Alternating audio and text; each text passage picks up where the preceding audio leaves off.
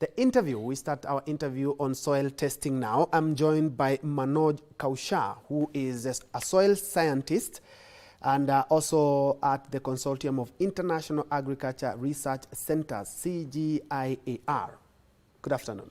Good afternoon. Maybe you start us off what the CGIAR is and what you do there. Thanks for having me, first of all, and good afternoon. Welcome. And hello to all your viewers.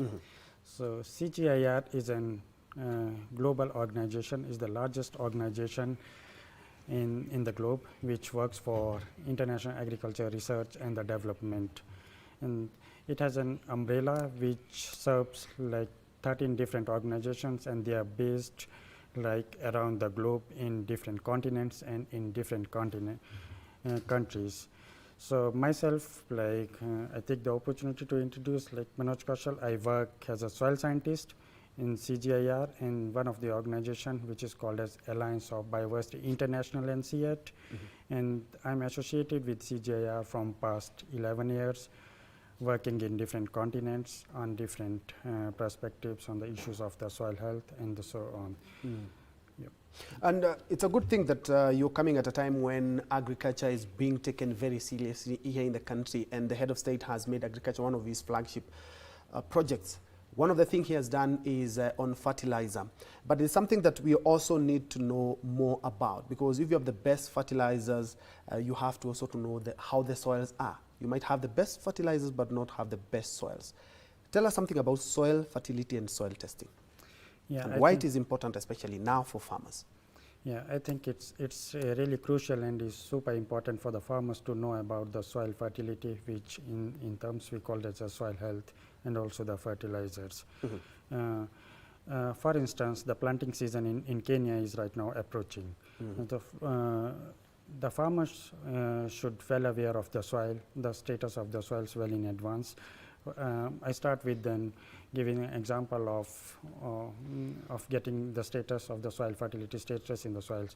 Why it's important to the farmers? Because farmers should be well aware of the nutrient status like nitrogen, phosphorus, potassium, or whatever the requirement of the crop is in the soil, and so that how much is the present in the soil and how much they plan to plant the crop is required by that crop. So this helps in optimization of the fertilization status of the soil, so that it will not hamper the productivity and the plants what the farmers are planning to plant the crops in subsequent seasons.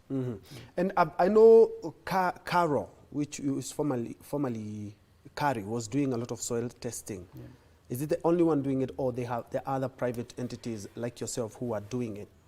Yes, there are. Carlo is our indeed very good partners, and we are working very closely with the Carlos, not only in Nairobi but also in the Carlo Kibos in Kisumu.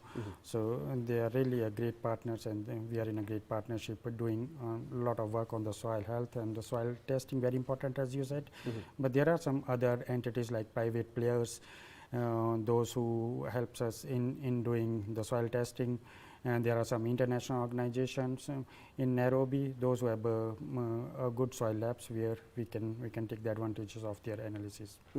As you said, it's a good thing that you said that we are in the planting season. What are some of the main factors that are affecting soil and can compromise on the output?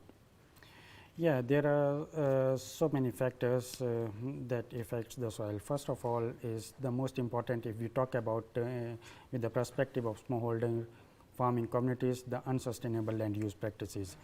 Unsustainable land use practices, when I'm saying that, it could be an improper tillage of the farm, it could be a deforestation, it could be a overgrazing that affects the soil and directly related with the productivity.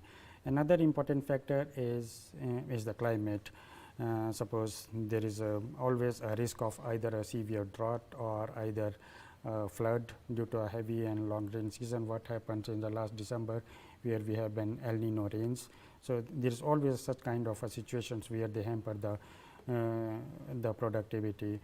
And the another major is about the farming systems or the cropping patterns what the farmers are usually doing, and it's not the farmers are doing themselves. Sometimes there is a market pressure to do the monocropping or to only to look for the single crop, suppose the maize, and because the market is built only for that crop, and the farmers are forced to do the monocropping again and again, and which usually we call it as they does the nutrient mining from the soil from their farms. Every time they remove certain amount of the nutrients, but that's not getting back. And the last and the most important, I would say, is an overuse and excessive use of fertilizers. That also is something related with the market pressure. And when there is a journal like thinking that if I use a lot of fertilizer, I will get to that productivity, but that's not always true. So with a lot of fertilizers, you hamper your soil health, you hamper your productivity. So you always have a kind of need to think all these conditions in the mind and to make a blend of different situation. Other than crop rotation, which other farming tips can you be giving farmers, especially now that we are headed to the planting season? Yeah, like for that thing, I think crop rotation is most important one. But another thing I would also suggest to do the diversification of the crops. Not only relying on one crop, but do the different species and the different varieties of the crop. That can also help them to adapt in a severe climate conditions also. Another important practices I would recommend is of doing cover crops, which helps in retaining the moisture in the soils, retaining the evaporation loss in the soils. And that also is something we called as an best management practices, is doing mulching in the soils to prevent. And that also the crop mulching also helps in reducing the pest and disease infestation, along with controlling the erosion and runoff from the soil. Yeah. Tell us something you're doing about the soil in a number of counties. I see there's Vihiga, there's Kisumu under the Nature Positive Solutions Initiative. Yeah. Yes. So this Nature Positive Solution Initiative is a global initiative where we are working in CGIAR, in Latin America, Asia and Africa. And indeed, in Kenya is one of the most important focus country for us.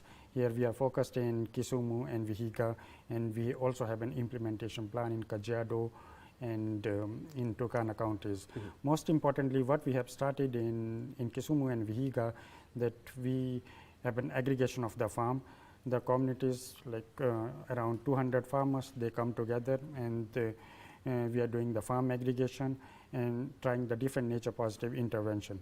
With regards to the soil, we are doing the soil baseline studies, where we want to know what is the physical, chemical and the biological properties of the soil, and what are the things that are hampering the fertility and the productivities at different levels. And also we want to know the influx gradient of the nutrients in the different regions, because Vihiga and Kisumu is a very different landscape. So we want to compare and see how the nutrient influx occurs in different gradients. Maybe any plans of scaling up the project to other counties, or the 2 counties for now? Yes, for 2 counties, but indeed we have a plan to scale the same in Turkana and the same in Kajiado.